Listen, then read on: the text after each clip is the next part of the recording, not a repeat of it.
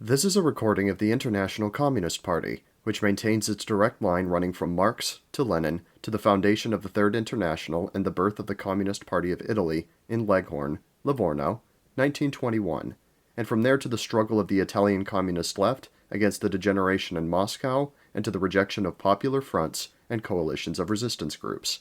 Today we will be reading from the first part of Comunismo, number 10, The Party Facing the Trade Unions in the Age of Imperialism, from the year 1982. Parts 2 and 3 will be released in following videos. Introduction, 1982.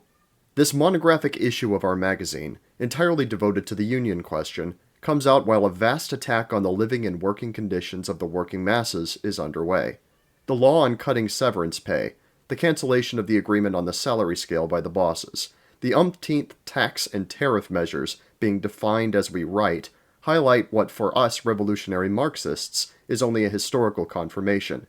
Capital is desperately trying to get out of the deepening crisis that is afflicting it, which is a crisis not of this or that mode of politically managing the economy, but of the capitalist mode of production itself, by reducing as much as it is socially possible the living conditions of the entire working class.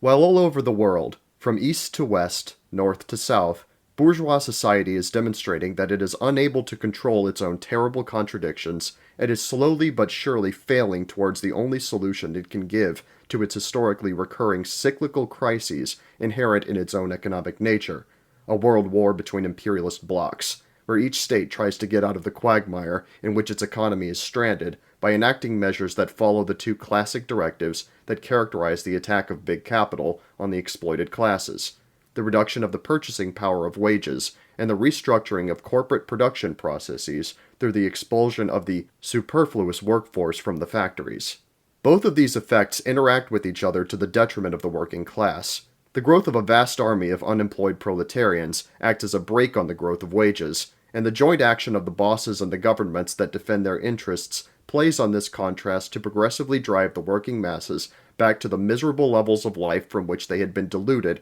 by the official trade unions and the false socialist and communist parties into believing that they had finally escaped. In this context, the function of the official representatives of the workers, the national tricolor unions, appears with increasing clarity as that of valuable and indispensable organizations to the ruling class for the preservation of the social and political stability of capitalist society. Every governmental or employer's measure, dictated by the progressive worsening of the general economic situation, finds in them the best vehicle to be imposed on the workers without provoking class reactions dangerous for the general order of capitalism. Their reformist, collaborationist, and renunciatory policy is the backbone of the social peace that has characterized this second post-war period, in which the working class has been, as it still is, absent from the world stage of the real class struggle. The degree of degeneration of these trade unions, the real character of their anti-proletarian purpose, and the consequent attitude that revolutionary communists must hold toward them today can only be derived, as is the tradition of our party, with a study of the entire span of their existence, using the theoretical weapon of the Marxist method. Only through the past history of the workers' movement is it possible to understand and reaffirm what the infamy of the times we are living through does not yet allow us to see. The only possibility of preventing the collapse of the bourgeois class from dragging the working classes with it lies in the ability of the proletariat to succeed in reuniting its action with the leadership of the Revolutionary Communist Party, which represents its historical aims, and thus determine the objective conditions indispensable for the conquest of political power by the working class, the destruction of the bourgeois state, the establishment of the proletarian dictatorship, and the subsequent transformation of the capitalist economy, which produces goods for the sole purpose of making profits, into a socialist economy, towards the production of goods that meet all the needs of mankind. But for this to happen, it is indispensable that the working masses return to the uncompromising defense of their immediate conditions of life through the class struggle against all the forces that defend the interests of the capitalist economy, with the consequent rebirth of a class-based organizational fabric that frames and directs the most combative part of the proletariat in this struggle. The rebirth of class unions as intermediate bodies between the party and the class in struggle is indispensable, as is reiterated in all the sets of theses of the communist left.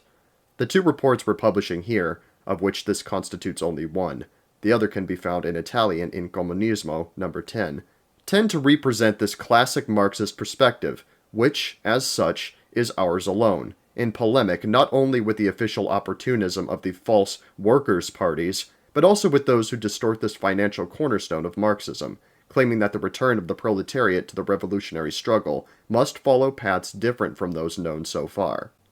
1. The importance of tactics. In the recent work which appeared in our monthly magazine under the title From the Immutable Tradition of Revolutionary Marxism, springs the function of communists in the class struggle of the proletariat. See Comunismo number 10. We tried to show how the tactics which the party adopts in the trade union field coherently descend from the party-class action relationship, as revolutionary Marxism described it from day one, as soon as it appeared as the social science of the proletariat, and how the historical evolution of the formal party, and of the workers' movement in general, has realized it in the practice of the class struggle. How, ultimately, all that remains for our small party of today is to hoard this past, reconnecting it to the original theory which traces the continuity of the red thread between the various historical situations occurred up to now, in order to continually reconnect with it without inventing or discovering anything new, in order to throw it into the present and above all to extend it towards future solutions, trying as of today to foresee the great lines of its course and development. Indeed, we insisted, in this work as in so many others, on the question of tactics bound by the general principles of the party and Marxist theory, and, at the same time, descended from a correct analysis of the situation.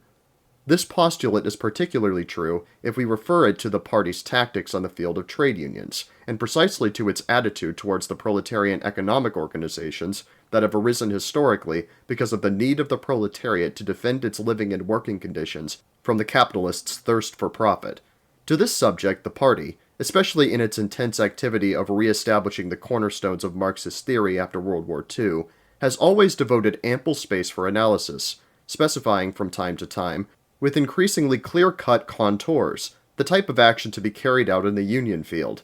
Nevertheless, the union question remains challenging and thorny for its complex determinations, such as to engage in full our dialectical muscles. At times, the objective study of the problems related to this issue has degenerated into heated discussions within the party and has been the cause of sudden lacerations. The cause of this is mainly to be found in the extreme difficulty of directing the party's practical work within the workers' and trade union struggles in general, since the raw material for the precise identification of tactics is lacking, so to speak, the struggles themselves. Half a century of counter-revolution has practically brought the proletariat back to the dawn of its history. There is no more immediate class economic organization, while the party has no influence on the working class. In order to overcome this, it is not enough to trace back the Marxist terms of doctrine and the history of the first communist organizations, in particular of the First International, but it is necessary to draw the subsequent history of the world workers' movement up to the present situation, which is the product of the evolution and involution suffered by the proletarian economic organization, directly related to the phases of evolution and putrescence of international capitalism. The dynamics of the process which will see the proletariat take sides again in the near future on the ground of the class struggle, and which will have to see the party committed to influence its action up to the point of assuming its political direction, will not be the mechanical repetition of the previous periods, but will have its own characteristics, linked to the events that the growing world inter-imperialist contrasts will determine in the individual states, and to the repercussions that the anti-proletarian measures that each of them will be forced to adopt will arouse within the working masses. It is precisely these characteristics that the party will have to try to understand and foresee, anticipating the methods of action and the tactics to be adopted. Specific characteristics does not mean that they are unknown to Marxism so that, as others have pretended to do, it is a question of calling into question the classical process indispensable for the proletarian revolution outlined by the party in all its bodies of theses, the unfolding of a vast proletarian movement acting on class bases, the consequent revival of immediate class bodies, the influence on them of the party through its communist groups organized in union fractions. What must be correctly identified for the purpose of the right tactics is the specific dynamics through which this process will take place, whose broad lines are already known to the party. These broad lines are immutable because they belong intrinsically to the general laws of the bourgeois proletariat class struggle, first fully understood by Marxism and traced in all their historical becoming in an invariant way. To admit that the general dynamics of these laws can express general tendencies different from previous periods in the history of capitalism is tantamount to denying the validity of Marxism and admitting the need for its enrichment. Having said this, it is important to reiterate that defining tactics, and not only in the trade union field, is the permanent task of the party, whatever its membership and the range of its influence within the class. To deny this, asserting that the party, reduced to a handful of militants, has absolutely no influence on the workers' movement, and therefore cannot even pose tactical problems, is an exaggeration of reality, functional to those who, for the most varied reasons, have an interest in liquidating the very existence of the party, at peace with the historical party, turning its back on the formal one. In order to better define the party's current tactics in the trade union field, we cannot refrain, as is our method, from representing, albeit in broad outline, the history of the international trade union movement, not as scholastic cultural research, but as a theoretical weapon for the revolutionary overthrow of capitalism and all its lackeys, more and more numerous and variously disguised. 2. First phase of the union movement, Prohibition. From the point of view of the bourgeoisie's attitude toward proletarian union bodies, the party divided the history of trade unions into 3 phases: Prohibition, Tolerance, Subjugation. The first phase is characterized by the emergence on the historical scene of the first confused but decisive workers' movements against individual capitalists, and consequently of the first workers' associations, the first coalitions of wage earners against the bourgeois in defense of wages. This phenomenon was the first denial of the liberal doctrine that constituted the ideological guise of the triumph of the bourgeoisie, now the ruling class, against the old regimes of the feudal aristocracy. The falsehood of the democratic principle, whereby the defense of the interests of individuals could be guaranteed by a body of representatives of all citizens, who would equally distribute social and economic justice among all members of civil society, became clear. No economic association among citizens would be necessary, because the defense of individual rights would be guaranteed by the state, by the government, by the freely elected representative institutions of all the people. It is in the name of these principles, under the impulse of its class preservation, that the bourgeoisie fiercely represses the first permanent workers' associations, accusing them of wanting to resurrect the guilds of the Ancien Régime. The bourgeoisie's prohibition of the first forms of workers' economic associations, a prohibition expressly raised to the level of a law, remember the Le Chapelier law in France in June 1791, and the law of the English Parliament in June 1799, was based on the material conditions of capitalism in its very first liberal phase, dominated by the free market and mutual competition between capitalists. In theory, it was also directed against associations between capitalists. In practice, it could only strike at the natural tendency of proletarians to band together in defense of their class interests. This prohibition meant that the first workers' associations, regardless of the consciousness they had of themselves, constituted, by the mere fact of manifesting themselves openly, a powerful revolutionary factor. It is not surprising, therefore, that in the first proletarian movements the distinction between bodies of immediate defense and the first political groups or circles was not very clear. However, Marxism has since then defined this difference in very clear and definitive terms, from which every consideration in the field of trade union tactics derives. It is enough to mention this quotation of a passage by Marx from a letter to Bolta of November 29, 1871, which defines the relationship between political struggles and economic struggles, and therefore between party and union. The political movement of the working class has as its object, of course, the conquest of political power for the working class, and for this it is naturally necessary that a previous organization of the working class, itself arising from their economic struggles, should have been developed up to a certain point. Note how already in this expression, the perspective of the necessity of an immediate economic organization as an indispensable precondition for the conquest of political power by the proletariat is outlined. On the other hand, however, every movement in which the working class comes out as a class against the ruling classes and attempts to force them by pressure from without is a political movement. For instance, the attempt in a particular factory, or even a particular industry, to force a shorter working day out of the capitalists by strikes, etc., is a purely economic movement, and on the other hand, the movement to force an 8-hour day, etc., law is a political movement, and in this way, Out of the separate economic movements of the workers, there grows up everywhere a political movement, that is to say, a movement of the class with the object of achieving its interests in a general form, in a form possessing a general social force of compulsion. If these movements presuppose a certain degree of previous organization, they are themselves equally a means of the development of this organization. Where the working class is not yet far enough advanced in its organization to undertake a decisive campaign against the collective power, i.e. the political power of the ruling classes, it must at any rate be trained for this by continual agitation against and a hostile attitude towards the policy of the ruling classes. Otherwise it will remain a plaything in their hands.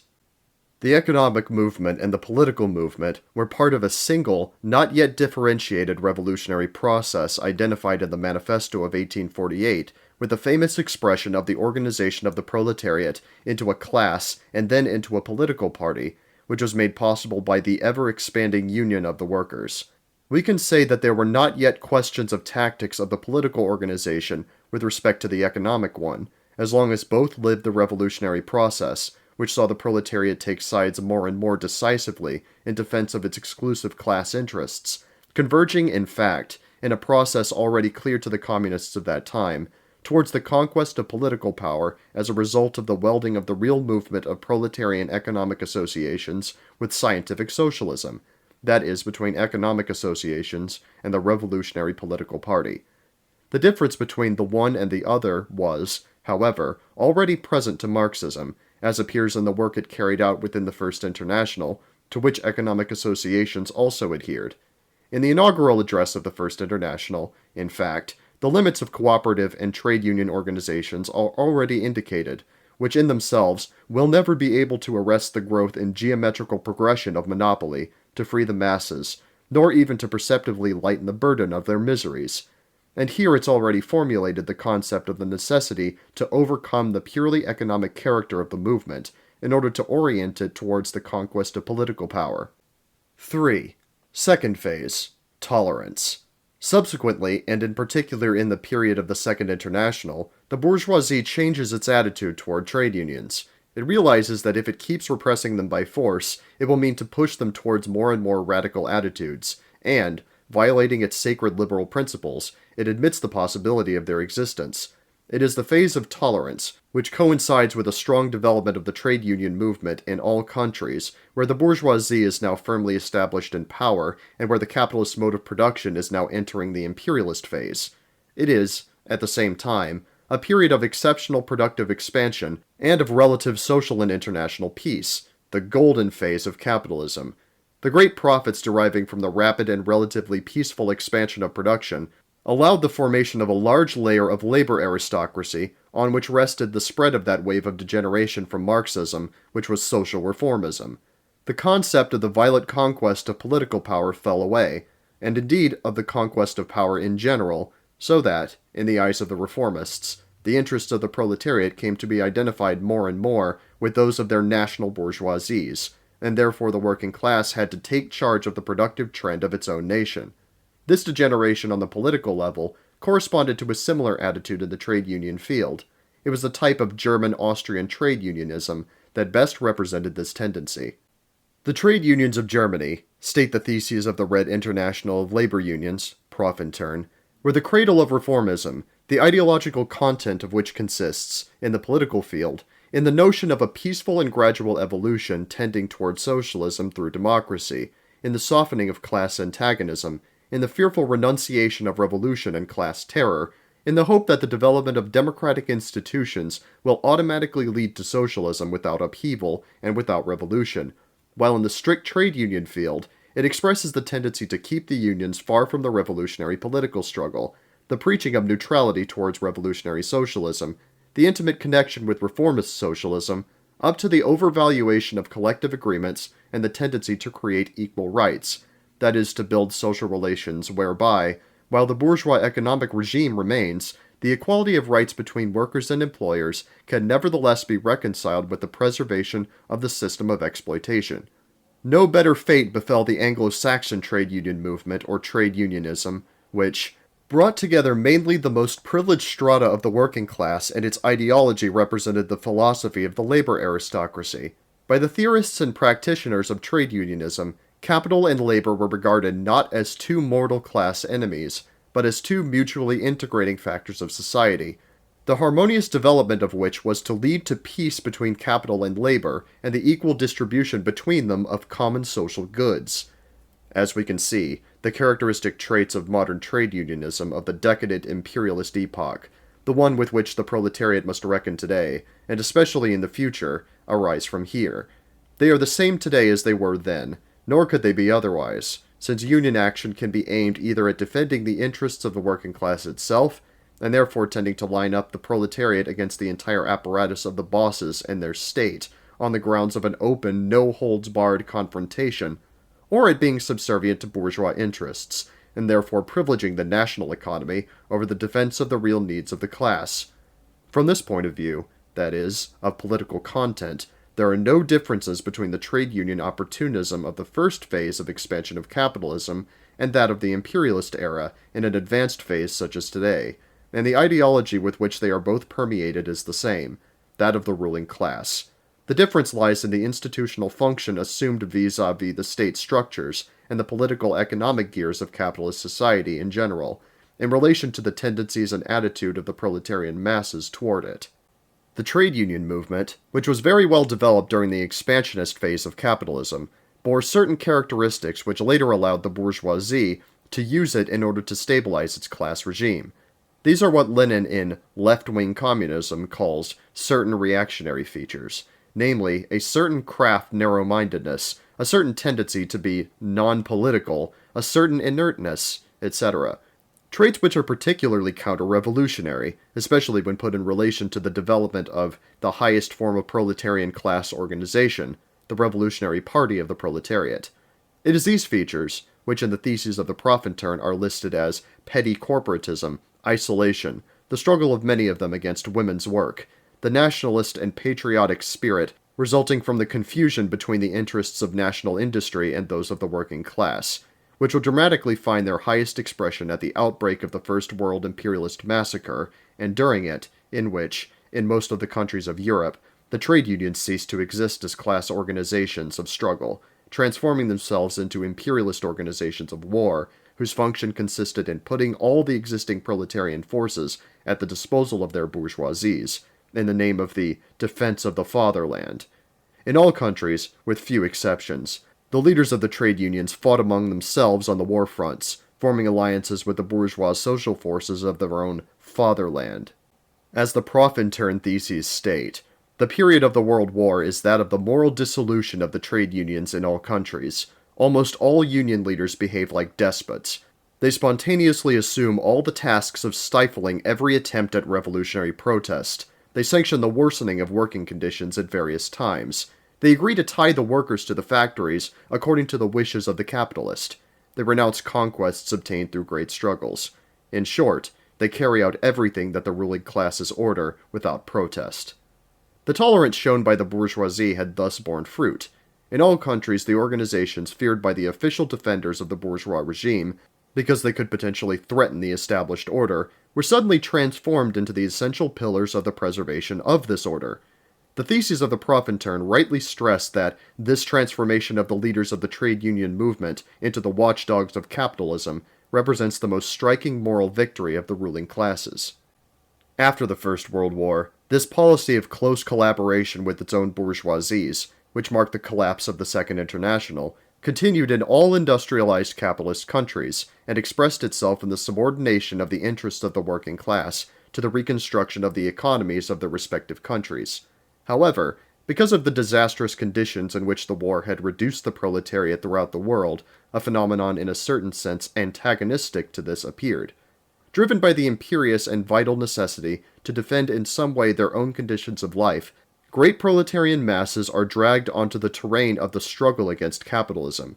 In order to succeed in this struggle, enormous masses of workers, who until then had lived on the margins of political and union life of their own class, flocked to the unions which in all countries witnessed a powerful increase in membership, thus transforming themselves from organizations grouping only certain categories or professions, as they often were before the war, into unions for the entire working class. By joining the unions, the great working masses sought to make them instruments for the struggle for their defense of their livelihood, clashing all over the world with opportunist leaders enslaved to the interests of the ruling class. This transformation of trade unions is greatly influenced by the October Revolution and, in its wake, the formation of the Third International. Trade union currents are formed in all countries that, although not directly influenced by the communists, are opposed to the policy of collaboration with the bosses. 4. The communist movement facing the trade union question.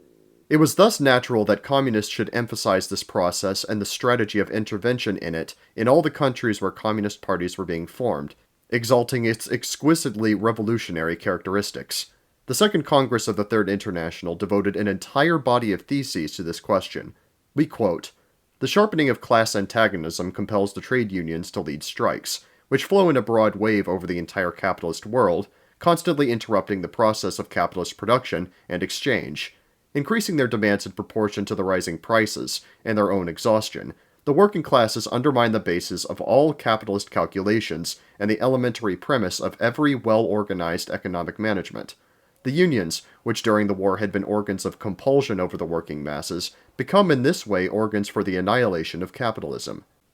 The old trade union bureaucracy and the old forms of organization of the trades unions are in every way opposing such a change in the nature of the trade unions. The old trade union bureaucracy is endeavoring in many places to maintain the trade unions as organizations of the workers' aristocracy. It preserves the rules which made it impossible for the badly paid working classes to enter into the trade union organizations. The old trade union aristocracy is even now intensifying its efforts to replace the strike methods, which are ever more and more acquiring the character of revolutionary warfare between the bourgeoisie and the proletariat, by the policy of arrangements with the capitalists, the policy of long-term contracts, which have lost all sense simply in view of the constant insane rise in prices. It tries to force upon the workers the policy of joint industrial councils, and to impede by law the leading of strikes, with the assistance of the capitalist state. At its most tense moments of the struggle, the bureaucracy sows trouble and confusion among the struggling masses of the workers, impeding the fusion of the struggle of various categories of workmen into one general class struggle. In these attempts, it is helped by the old organizations of the trade unions according to crafts, which breaks up the workmen of one branch of production into separate professional groups, notwithstanding their being bound together by the process of capitalist exploitation.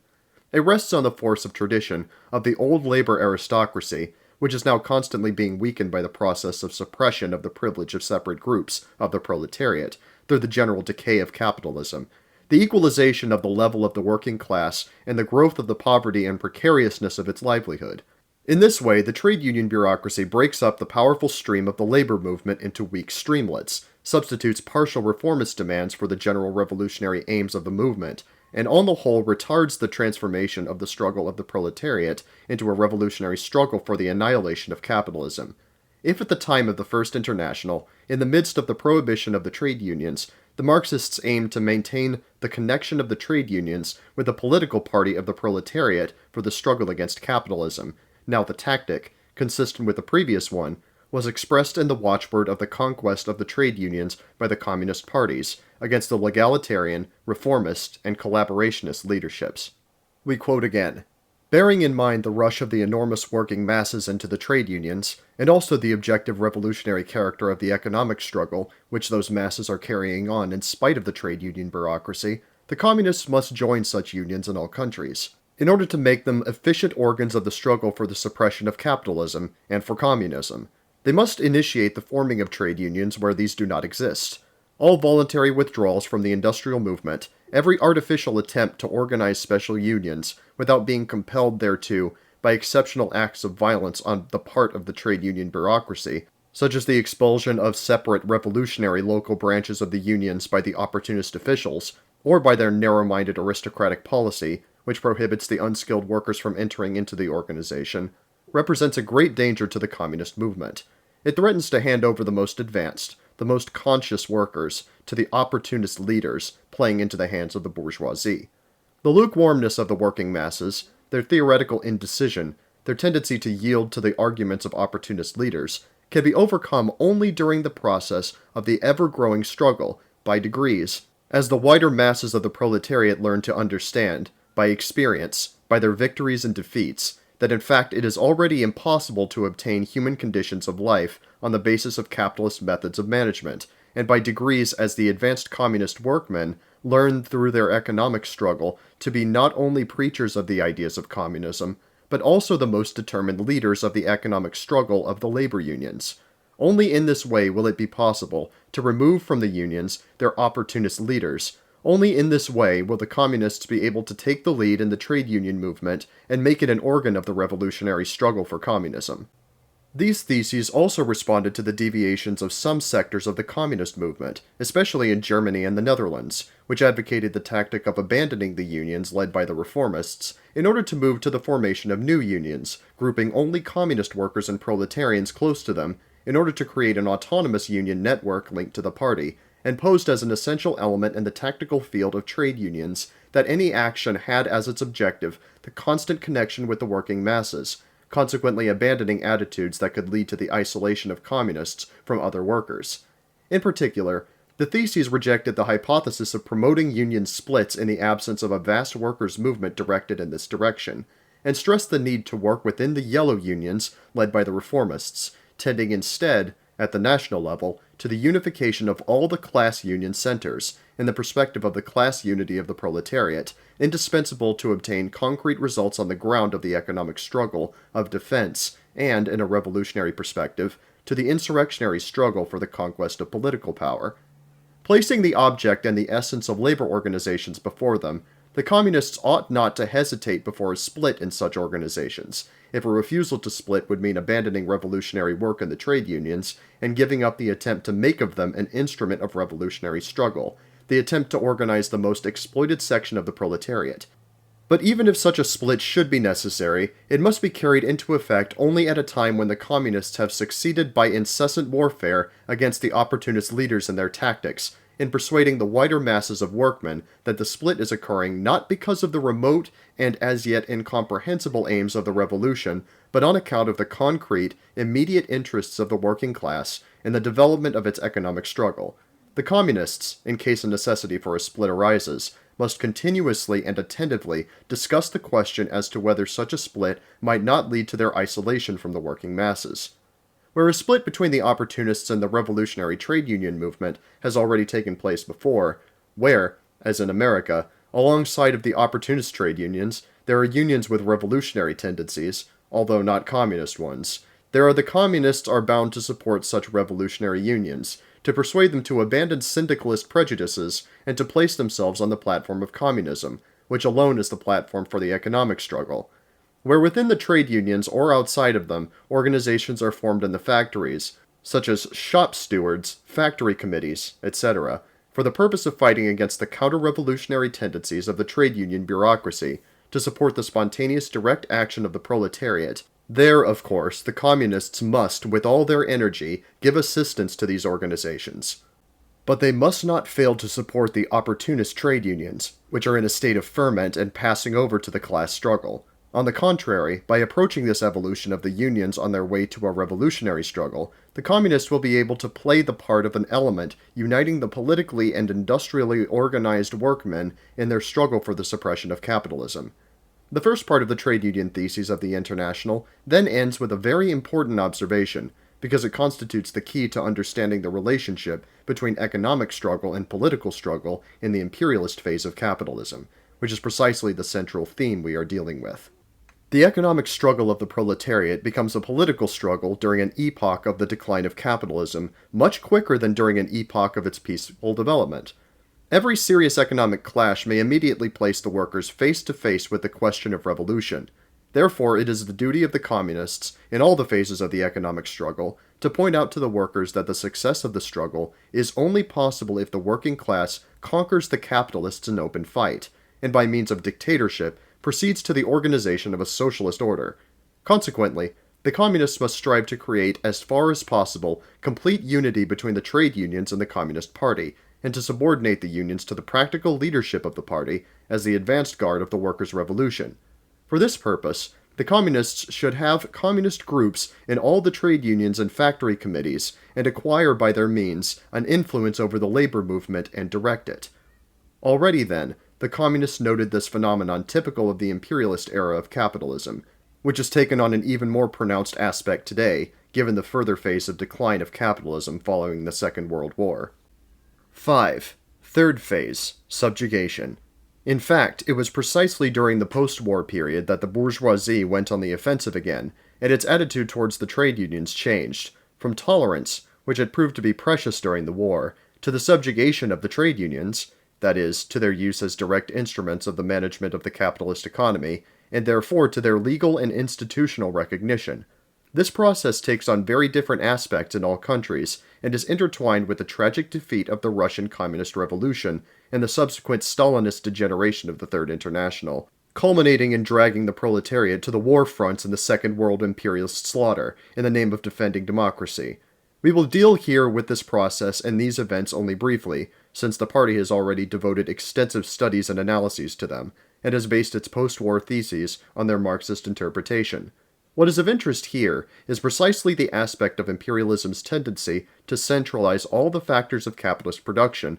under the aegis of the state, including the trade unions, which have now become an integral part of the social and economic fabric of capitalism.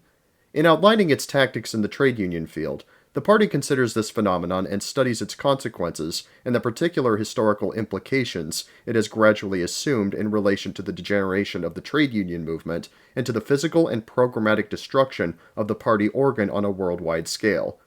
In this regard, we take from the article Movimento Operaio e Internazionali Sindicali, which was published on July 29, 1949, in the then fortnightly of the party, Battaglia Comunista, a passage that highlights how the process of the subjugation of the unions to the state was clear to us in its true essence. The problem of entrenchment between political organs and trade union organs of proletarian struggle, in its setting, must take into account the most historical facts which have occurred since the end of the First World War. These facts are, on the one hand, the new attitude of the capitalist states toward the trade union question, on the other hand, the very outbreak of the Second World War, the monstrous alliance between Russia and the capitalist states, and the contrasts between the victors. From the prohibition of economic unions, a consistent consequence of pure bourgeois liberal doctrine, and from their tolerance, capitalism passed to its third stage of their insertion into its social and state order. Politically, the dependence had already obtained itself in the opportunist and yellow unions, and had proved themselves during World War I. But the bourgeoisie had more to do to defend its established order. From the very beginning, the social wealth and capital were in its hands, and it was concentrating them more and more in the continuous repulsion into nothingness of the leftovers of the traditional classes of free producers. In its hands since the liberal revolutions was the armed political power of the state, most perfectly in the most perfect parliamentary democracies, as Lenin demonstrates alongside Marx and Engels. In the hands of the proletariat, its enemy, whose numbers grew as accumulating expropriation increased, was a third resource: organization, association, and the overcoming of individualism, the historical and philosophical division of the bourgeois regime. The world bourgeoisie wanted to snatch from its enemy, even this, its only advantage. Since the prohibition of the trade union would be an incentive to the autonomous class struggle of the proletariat, the method of struggle has become the complete opposite. The trade union must be legally incorporated into the state, and must become one of its organs. The historical path to this result presents many different aspects and also many returns, but we are in the presence of a constant and distinctive character of modern capitalism. In Italy and Germany, the totalitarian regimes achieved this by the direct destruction of the traditional red unions and even the yellow ones. The states which defeated the fascist regimes in the war moved by other means in the same direction. Temporarily, in their territories, and in the conquered ones, they have let free trade unions operate, and they have not forbidden, and still do not forbid, agitations and strikes. But everywhere the solution of these movements comes down to a negotiation in the official arena with the exponents of the political power who act as arbitrators between the economically struggling parties, and it is obviously the bosses who play the part of judge and executor. This is certainly a prelude to the legal elimination of the strike and of the autonomy of union organization, which has already taken place in all countries, and naturally creates a new approach to the problems of proletarian action. The international organizations reappear as an emanation of the constituted state powers, just as the Second International was reborn with the permission of the victorious powers of the time in the form of tame offices, So we have today socialist offices in the orbit of the Western states, and a so-called Communist Information Office in place of the glorious Third International that once was. The process of subjugation of trade unions dates back to the beginning of the phase of imperialism, and initially took the form of the creation of unions that deny the class struggle, the so-called yellow unions, born under the express patronage of the Catholic Church, now an iron ally of capitalism, and funded directly by certain sectors of the bosses. They had a certain development in the early 1900s, until they formed the International Confederation in 1919. The bourgeoisie, realizing that workers' associations were an irreversible fact of life in its social system, tried to create one for its own use. But obviously this was not enough. In order to serve the purpose of social preservation, a trade union must first of all win the credibility of broad working class strata. As such, the yellow unions never enjoyed a solid worker base. The opportunism of reformist social democrats proved much more useful, as it took solid root among vast strata of the labor aristocrats exalted with the crumbs of the colossal profits of the first phase of peaceful expansion of liberal capitalism. However, in countries such as Germany and Italy, especially in the latter, where the radicalization of proletarian struggles conducted on classist bases had assumed such aspects and consistency as to seriously threaten the foundations of the capitalist social order, the bourgeoisie was forced to abandon the model of competition between red unions on the one hand and white and yellow unions on the other, and resort to the destruction of both, especially, of course, the red ones, in order to proceed straight along the road of attempting to create union apparatuses of direct state control. The left, faced with this new attitude of the bourgeoisie, and the consequent danger that, in Italy, the CGL would crumble under the blows of fascism, launched the slogan of the rebirth of free trade unions, an indication that was not followed up due to the sabotage of the reformists, who, loyal to the fascist will, dissolved the Confederation waiting for better times. In the meantime, the monstrous wave of the Stalinist counter-revolution was sweeping the revolutionary communist movement all over the world, leaving the trade unions free to all forms of prevailing opportunism. The communist parties of all the Western countries abandoned any form of class union defense, binding the proletarian interests in the countries where they had a certain influence to the defense of the interests of the Russian state, now inserted in the circuit of capitalist countries, but disguised as the socialist fatherland, directing the workers toward the defense of democracy, the policy of popular fronts, and the alliance between all classes, or even in cahoots with fascism, as the campaign of Popular Alliance in Italy in 1935 and 36.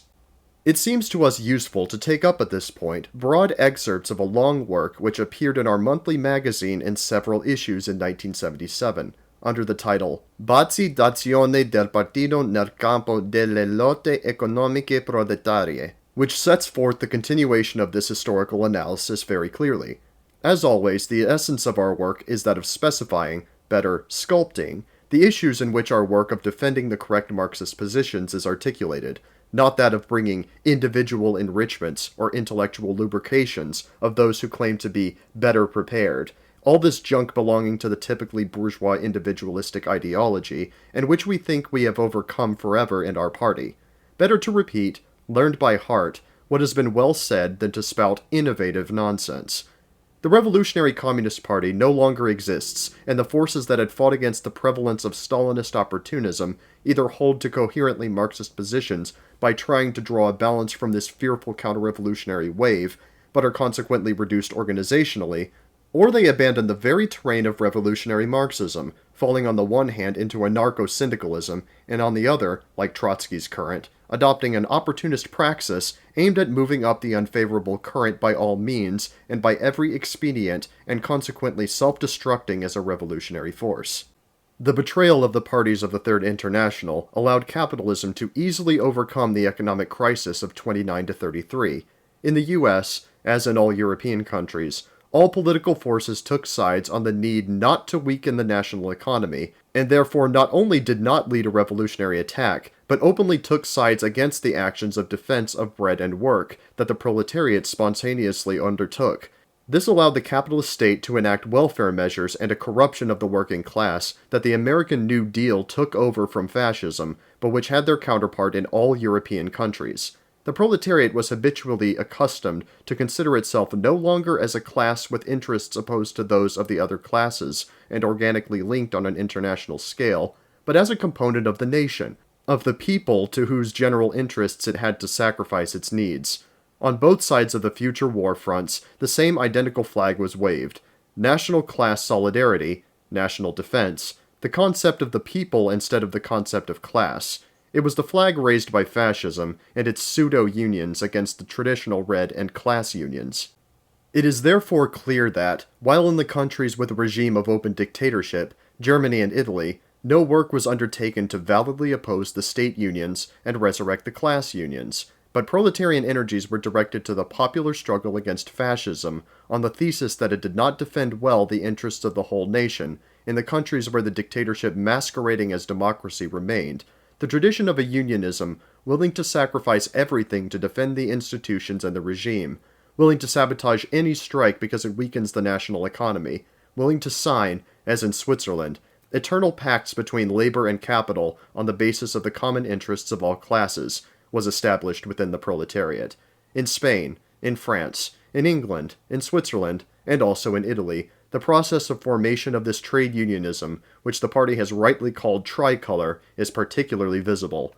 The difference between fascist trade unionism and tricolor trade unionism does not, therefore, lie in their respective policies. Both subordinate the defense of the immediate economic interests of the workers to the needs of the fatherland and the national economy. The difference, a fundamental one, is in the organizational form whereby in some capitalist states, in the strongest and in those where the class struggle has not reached critical limits, just as it has been possible for the capitalist state to maintain democratic forms, it has been possible to maintain formally free trade unions, formally with the voluntary adherence of the workers, even if substantially linked to the fate of the capitalist regime and its preservation.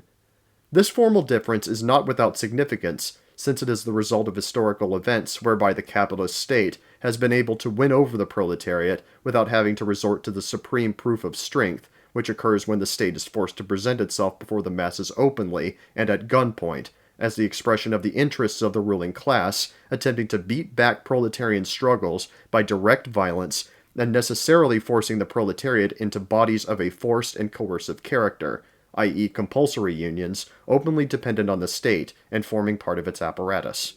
The fact that the capitalist state has succeeded in subjugating workers' bodies to the defense of its own interests, de facto and through 1,000 ties, but that it has been able to achieve this result by maintaining their formally free and voluntary organization is a negative fact of the greatest importance. It indicates that the bourgeoisie has succeeded in corrupting the proletariat, and that it has not needed to destroy its class organizations, but that they have voluntarily submitted, through their opportunist leaders, through the influence of privileged working-class strata, to the demands of the state and capital. It indicates that the proletarian class has not had the strength to prevent its own organizational structures from falling into the hands of the class enemy, and that the organized proletariat accepts the submission of its economic interests to the higher interests of the nation. This result, essential for its own preservation, capitalism succeeded in obtaining it in the aftermath of the defeat of the great revolutionary wave of the interwar period, not because it had discovered new and unknown recipes for its survival, as entire generations of anti-Marxists have pretended to believe, but because the relations of force on the world scale had become favorable to it, both because of the demoralization that took over in the class after many great defeats, and above all because of the destruction of the Revolutionary Class Party, following the Stalinist victory in Russia and the passage, bag and luggage, of the parties of the Third International into the opportunist camp. These parties, after having made common cause with the old social democratic parties in all countries, have worked constantly by their side with all means to dismantle in the working masses any hope of liberation, to reaffirm in the minds of the proletarians the idea of a necessary link which must be safeguarded between their interests and their economy, their nation, their fatherland. It is the combined effect of all these negative events that have allowed the capitalist state to rain down on the working class of various countries its reformist and welfare measures, to guarantee through them a minimum of survival to the proletarian masses of the industrial countries, and to concretize in them the illusion, harshly and bloodily paid for by the crushing of colonial and underdeveloped populations, that class economic interests could be defended by submitting them to the general interests of the nation and the state. At the same time, it is a combined effect of these negative events, of the relations of force between the classes, that in the last half-century have been clearly unfavorable to the proletariat, that have allowed the worldwide transition from the class unions of the first post-war period to the tricolor unions of the second post-war period to today.